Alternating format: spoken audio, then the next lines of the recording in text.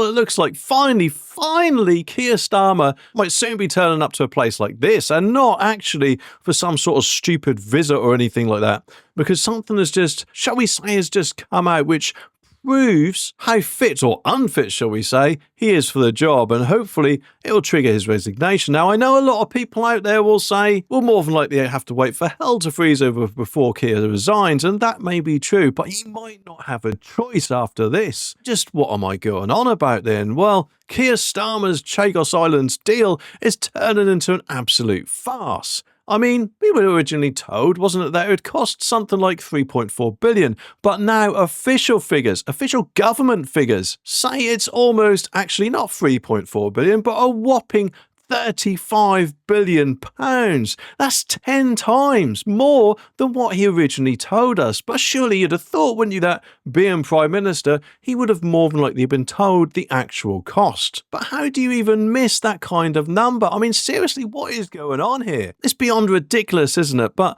it looks like they've used some, shall we say, dodgy accountant tactics, or tricks rather, to make it seem cheaper. But it's all smoke and mirrors, isn't it, surely? I mean, remember when Starmer stood in Parliament and flat out dismissed higher estimates from the Tories? I think it was 9 billion, they said. Keir Starmer back then said they were wide of the mark. Only, to be honest, if anything, it kind of turns out that he was the one who was wide of the mark. Or, just perhaps not telling the truth, misleading the Parliament, or even misleading us, the public. I mean, how does this guy have any credibility left to carry on being our Prime Minister? But, let's break it down.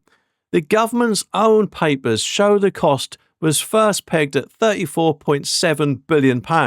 But then, with some, shall we call it, financial magician pulling rabbits out of a hat, they managed to slash that number using, shall we say, inflation tweaks and some obscure, more than likely, Rachel Reeves accounting fluff called the social time preference rate.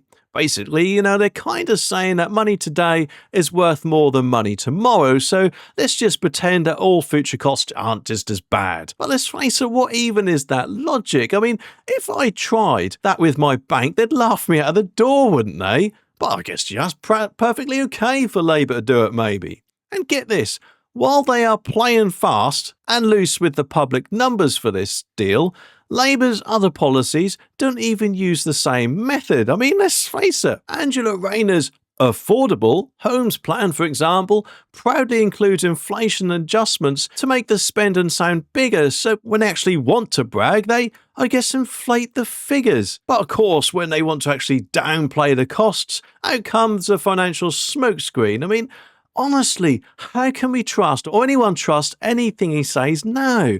This isn't just some small error, it's a massive cover-up, isn't it? And for what? A deal that will cost more than half the annual school's budget. That's money that could have gone into perhaps, education, healthcare, or even support and working families. But of course, instead, it's vanishing into some diplomatic black hole. Because remember, we owned the Chagos Islands, or did rather, so presumably there would have been no need to do this if we didn't actually give up to Mauritius, or don't if that hasn't indeed happened yet. I mean, I don't know about you, but I personally think it's scandalous.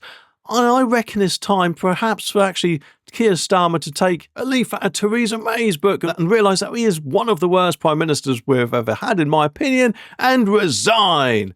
I mean, with everything he's done to the country since he's been in power, in my opinion, resignation seems like the only decent thing left that he could actually do for us, because let's face it, he hasn't actually seemed to have done much for us at all, unless, of course, I guess you're an illegal immigrant, then more than likely he'll be your best mate. He has surely lost the public's trust, hasn't he?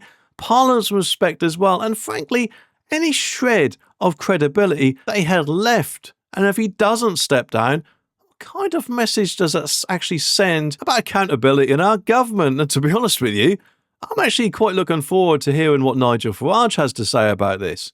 I bet if anything, he's kind of sharpening his words as we speak, shall we say.